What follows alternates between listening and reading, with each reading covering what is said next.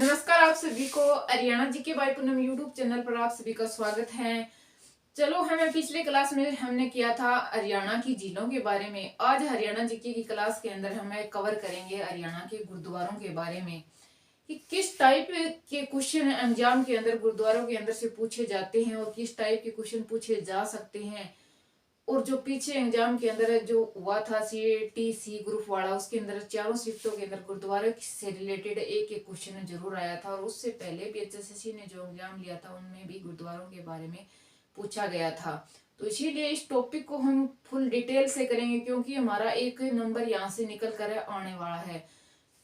तो जिस टाइप से क्वेश्चन पूछे गए हैं या पूछे जा सकते हैं, या मतलब कुल मिला के लगा लो, यहाँ से हमें एक नंबर निकालना ही निकालना है। हम थोड़ी ट्रिक के साथ भी इस टॉपिक को कवर करेंगे ताकि हमारे माइंड में पेपर में कंफ्यूजन ना रहे, क्योंकि इतने सारे गुरुद्वारे याद भी नहीं होते। तो जो जो गुरुद्वारे ज्यादातर पूछे जाते हैं उनके बारे में हम चर्चा करेंगे, और जो मतलब इम्पोर्टेंट है, जिसकी कोई नई पहचान है, वो करेंगे।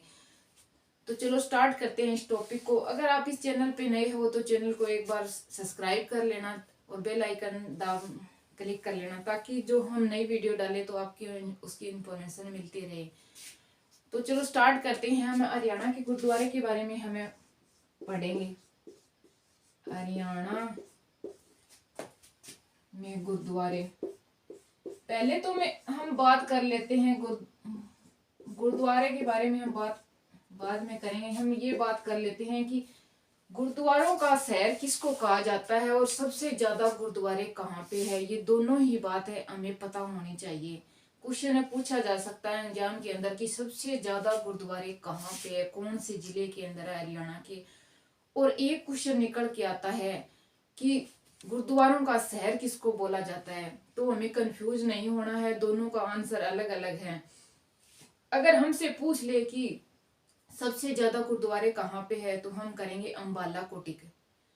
और किसको टिक करेंगे? अंबाला को टिक करेंगे। और वैसे कहाँ पे है सबसे ज्यादा गुरुद्वारे? रहेंगे पंजाब के अंदर है, क्योंकि वहां पे सिख ज्यादा है तो गुरुद्वारे ज्यादा है। तो हमें उसको ट्रिक ऐसे लगानी है उसकी कि पंजाब के नजदीक कैथल ज्यादा लगता है या अंबाला लगता है। अंबाला ज्यादा लगता है, चंडीगढ़ की साइड भी रहेगा। तो हमें ऊपर वाला टिक करना है, अंबाला मतलब ऊपर वाला टिक करना है कि सबसे ज्यादा गुरुद्वारे कहाँ पे रहेंगे, अंबाला के अंदर रहेंगे। और गुरुद्वारों का शहर है वो किसको बोला जाता है? कैथल को बोला जाता है। तो अंबाला को क्या बोला जाता है? अबे बच्चों बताओ, अंबाला को क्या बोला जाता है? मैंने क्या बताया था? अंबाला को बोला जाता भी सबसे ज्यादा गुरुद्वारे रहेंगे यहाँ पे अंबाला के अंदर। सबसे ज्यादा गुरुद्वारे रहेंगे अंबाला के अंदर। सबसे ज्यादा गुरुद्वारे रहेंगे अंबाला के अंदर है गुरुद्वारे रहेंगे। और कैथल को क्या बोला जाता है? कैथल को बोला जाता है गुरुद्वारों का शहर। क्या बोला जाता है? गुरुद्वारों का शहर। गुरुद्वारों का शहर। आगे हमें बात कर लेते हैं कि कौन कौन से गुरुद्वारे महत्वपूर्ण रहेंगे। हम ऊपर से स्टार्ट करेंगे, क्योंकि जो जो है ना पंजाब के लगते हैं हमारी स्टेट है, उनमें ज्यादा मतलब गुरुद्वारे महत्वपूर्ण रहेंगे। और नीचे वाली साइड है हरियाणा की, उसमें कम है। तो अब हम बात करेंगे कौन से गुरुद्वारे की। पंचकुला पे हम चलते हैं। पंचकुला के अंदर रहेगा मोस्ट इम्पोर्टेंट गुरुद्वारा नड्डा साहिब गुरुद्वारा। कौन सा? नड्डा साहिब गुरुद्वारा। उसके बारे में ज्यादा क्वेश्चन क्यों पूछा जाता है? क्योंकि जब सिखों के 10वें गुरु गुरु गोविंद सिंह जी, सिखों के 10वें गुरु गुरु गोविंद सिंह 1688 में बगानी के युद्ध के अंदर गए थे ना, तो उन्होंने वो युद्ध जीत कर बाद में पोटा साहिब गुजरते समय आए थे ना, तो उन्होंने क्या किया था? वहां पे अस्त्र शस्त्र धोए थे कि युद्ध जीत लिया, अभी और युद्ध नहीं करेंगे। उन्होंने अस्त्र शस्त्र धो दिया था। तो हम इसके ऊपर ट्रिक क्या लगाएं? क्योंकि क्वेश्चन सीधा डायरेक्ट पूछा जाता है। मैंने बताया था ना कि 1688 के अंदर बगानी के युद्ध करते हुए गुरु गोविंद सिंह आते टाइम कौन से गुरुद्वारे में रुके थे, ये क्वेश्चन पूछा जाता है। या ऐसे पूछ लेगा आपसे कि नड्डा साहिब गुरुद्वारा कहाँ पे है, तो पंचकुला के अंदर रहेगा, सबसे ऊपर रहेगा। उसको रिलेट करके कैसे याद करें भाई? ये लड़ाई वगैरह हमें याद नहीं रहेगी, क्योंकि उससे जोड़ के ही ज्यादातर क्वेश्चन पूछा गया है बार बार। तो हम ऐसे कर लेंगे भी, युद्ध जीत के आया था तो नाडा साहिब के अंदर, नाडा से याद कर लेंगे, नगाड़ा बजाया गया था। तो उससे रिलेट करके आपको याद रह सकता है दिमाग के अंदर। तो नगाड़ा से युद्ध जीता था तो नगाड़ा वगैरह बजाए थे, और नगाड़ा से हम रिलेट कर लेंगे नाडा साहिब गुरुद्वारा। एक ही गुरुद्वारा रहेगा यहाँ का फेमस, हमें एक ही याद करना है, पंचकुला का गुरुद्वारा नाडा साहिब गुरुद्वारा साहिब गुरुद्वारा। आगे हमें पढ़ते हैं, इसके नीचे आता है कौन सा, अंबाला। अंबाला में कई महत्वपूर्ण गुरुद्वारे रहेंगे।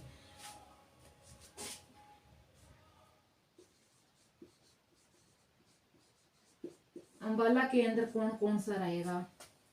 एक तो लखनौर साहिब गुरुद्वारा रहेगा।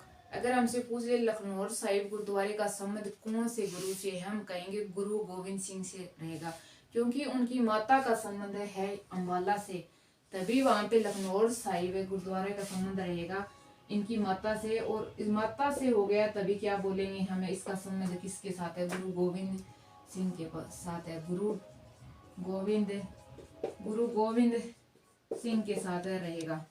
आगे हम बात कर लेते हैं गुरु गोविंद सिंह। यहाँ पे रहेगा एक शीश गज गुरुद्वारा। क्या रहेगा? शीश गज गुरुद्वारा। एक पंजोखरा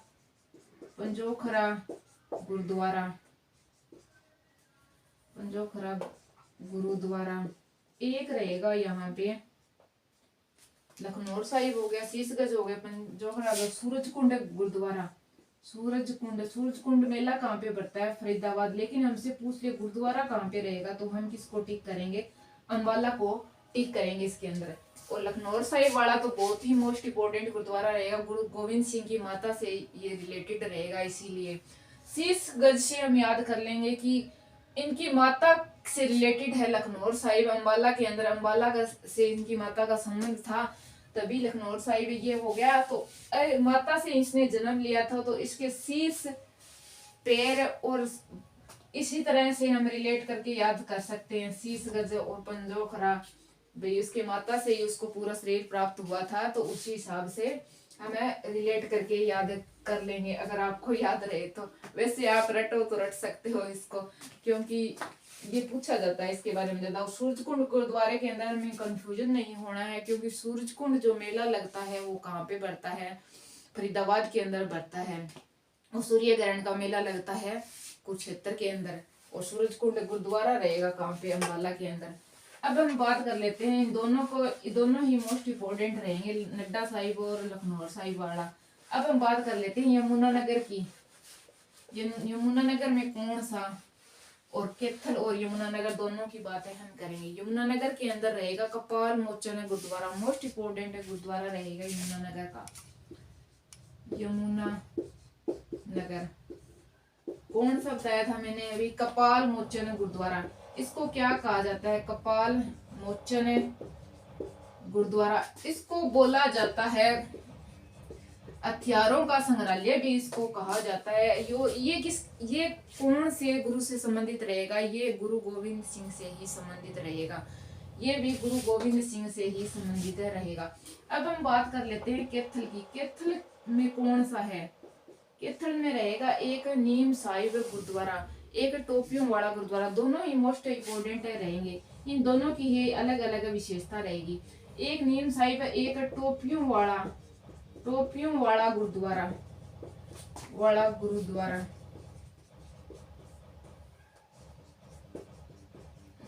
नीम साहिब वाला क्या रहेगा? इससे रिलेटेड रहेगा, ये गुरु तेग बहादुर से रिलेटेड रहेगा। नीम साहिब गुरुद्वारा कैथल का किससे रिलेट रहेगा?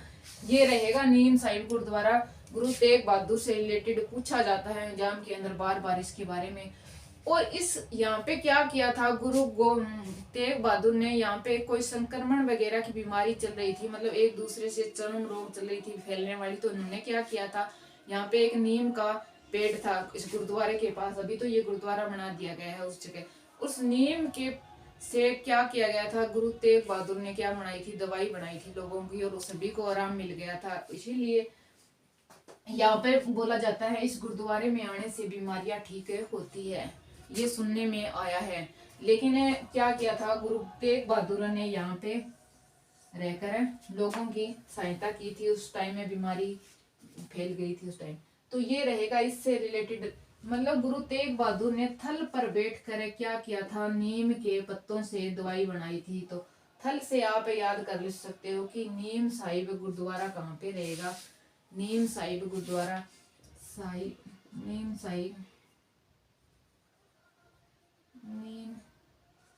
साहिब गुरुद्वारा कहाँ पे रहेगा, कैथल के अंदर रहेगा। टोपियों वाला गुरुद्वारा क्यों फेमस है? टोपियों वाला गुरुद्वारा इसलिए फेमस है क्योंकि यहाँ पे रामायण और गुरु ग्रंथ साहिब एक जगह ही बैठकर पढ़े जाते हैं।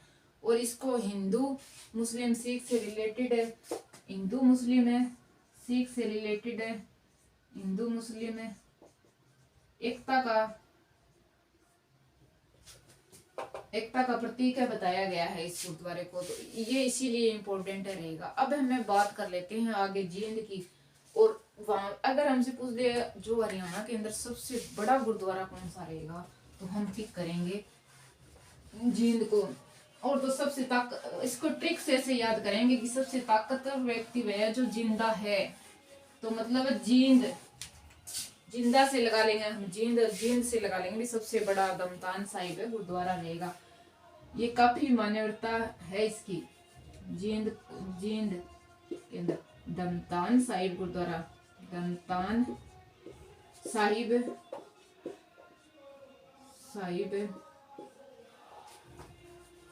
दमतान साहिब गुरुद्वारा ये गुरु तेग बहादुर से रिलेटेड है रहेगा गुरुद्वारा। और सबसे बड़ा गुरुद्वारा रहेगा ये कौन सा रहेगा? सबसे बड़ा गुरुद्वारा रहेगा यहाँ पे दिल्ली, पंजाब और दूर दूर से श्रद्धालु आते हैं यहाँ के ऊपर। ये कब बरता है? अमावस्या को बरता है, अमावस को ये बरता है। यहाँ पे एक मेला लगता है बहुत ही फेमस। और इसके बाद में हम चलते हैं फतेहाबाद के अंदर कोई भी वो नहीं है, मतलब गुरुद्वारा नहीं है। आगे हम बात करते हैं सिरसा के अंदर सिखों की है कुछ दिन से क्या। तो सिरसा के अंदर दो रहेंगे, मोस्ट इम्पोर्टेंट रहेंगे। एक तो रहेगा चोरमार गुरुद्वारा, चोरमार गुरुद्वारा ये किससे रिलेटेड रहेगा? ये गुरु गोविंद सिंह से रिलेटेड रहेगा।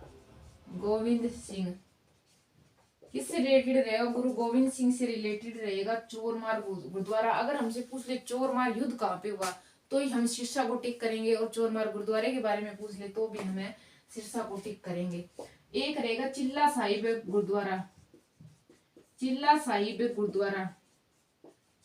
गुरुद्वारा ये भी कहाँ पे रहेगा? सिरसा के अंदर रहेगा। अगर हमसे पूछ ले चिल्ली झील कहाँ पे है, तो हम फतेहाबाद को टिक करेंगे। और चिल्ला साहिब गुरुद्वारा पूछ ले तो हम किसको टिक करेंगे? सिरसा को टिक करेंगे। इसके बाद में हम बात कर लेते हैं सिरसा के अंदर है एक, हिसार के अंदर है एक। क्योंकि ये इसलिए फेमस है क्योंकि 150 फुट ऊंचा इसके ऊपर क्या है, एक निशान बनाया गया है गुरुद्वारे के ऊपर। और गुरु सिंह साहिब इस गुरुद्वारे का नाम रहेगा। गुरु सिंह साहिब इस गुरुद्वारे का नाम रहेगा। वैसे ये पूछा तो नहीं गया है लेकिन पूछा जा सकता है क्योंकि इसकी थोड़ी विशेषता है, वो 150 फुट ऊंचा निशान वाली। अब सबसे ज्यादा पूछा जाता है और कौन सा? रोहतक के ऊपर चलते हैं, रोहतक की बात करते हैं। रोहतक में रहेगा लखन माजरा गुरुद्वारा। वो ध्यान से करना, मैं बता रही हूँ कौन सा गुरुद्वारा कौन से गुरु से रिलेटेड है। क्योंकि कंपटीशन ज्यादा बढ़ गया है ना, तो इसी टाइप से क्वेश्चन पूछे जाने लगी है सरकार कि कौन सा गुरुद्वारा। अब हम बात कर रहे हैं, किसकी बात कर रहे थे? रोहतक की। रोहतक के अंदर रहेगा एक भाई, रोहतक के अंदर रहेगा दो। एक तो बंगला साहिब गुरुद्वारा, बंगला साहिब गुरुद्वारा रहेगा। एक कौन सा रहेगा? मोस्ट इम्पोर्टेंट रहेगा लखन माजरा गुरुद्वारा, लखन माजरा गुरुद्वारा। ये दोनों ही कहाँ पे से रहेंगे? रोहतक से रहेंगे, बंगला साहिब और ये। आगे हमें बात कर लेते हैं महेंद्रगढ़ के अंदर है। कुरुक्षेत्र की बात नहीं की हम, कुरुक्षेत्र के अंदर मोस्ट इम्पोर्टेंट रहेंगे दो तीन। कुरुक्षेत्र के अंदर एक तो रहेगा राजघाट गुरुद्वारा, ये पूछा जाता है हमें, ये तो रट्टी लेना है। राजघाट गुरुद्वारा ऐसे याद कर लेना, महाभारत की लड़ाई कहाँ पे हुई थी? कुरुक्षेत्र के अंदर हुई थी। और वहां पे तो क्या थे, राजा ही राजा इकट्ठे हुए थे लड़ने के लिए। तो राजघाट गुरुद्वारा हमें इसे रिलेट करके याद कर लेंगे कुरुक्षेत्र के। और आगे हमसे पूछ ले छठी पातशाही गुरुद्वारा। ये भी बिल्कुल ही आसान है, 3-4 चीजें कुरुक्षेत्र से याद कर लेना। छठी पातशाही, नौवीं पातशाही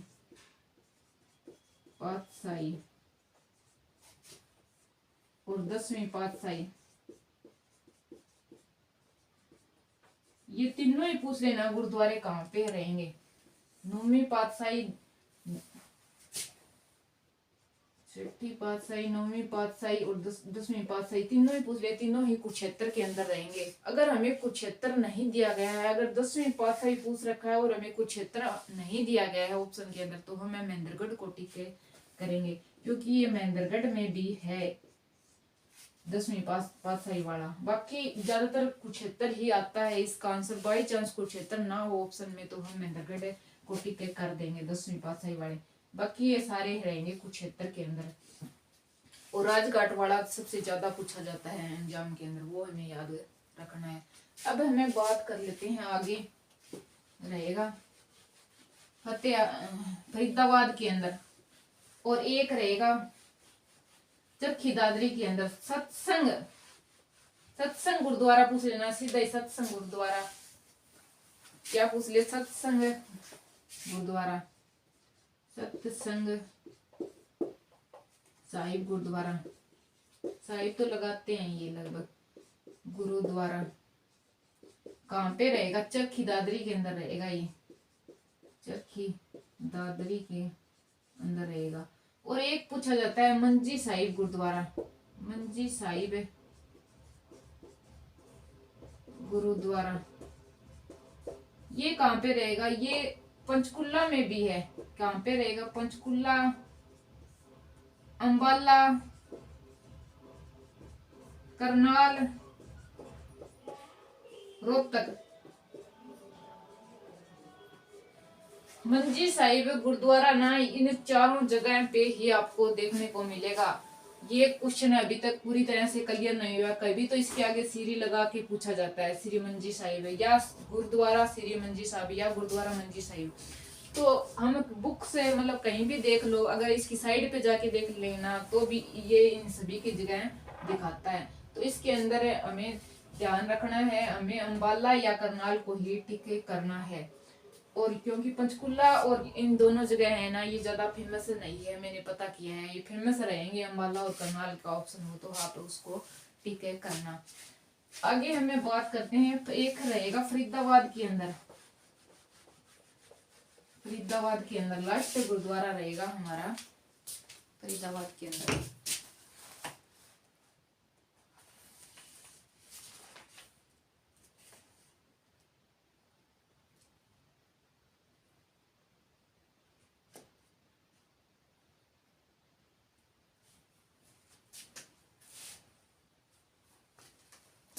लास्ट रहेगा फरीदाबाद के अंदर गुरु ग्रंथ साहिब गुरुद्वारा। फरीदाबाद गुरु ग्रंथ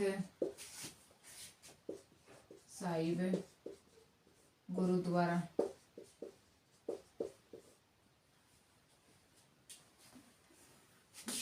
ये रहेगा गुरु ग्रंथ साहिब। गुरु ग्रंथ साहिब सबसे लास्ट में रहेगा, फरीदाबाद के नीचे ही नीचे रहेगा, उधर की साइड है, कोई गुरुद्वारे नहीं है। तो चलो ये होगी ने पूरी कंप्लीट क्लास हमारी गुरुद्वारों के बारे में। इस टाइप से ही हमसे क्वेश्चन पूछा जाता है, जिस टाइप से मैंने बता दिया, इससे बाहर कुछ नहीं आने वाला। तो थैंक यू, मिलते हैं नेक्स्ट वीडियो में। वीडियो अच्छी लगी तो सब्सक्राइब करना, शेयर करना। थैंक्स।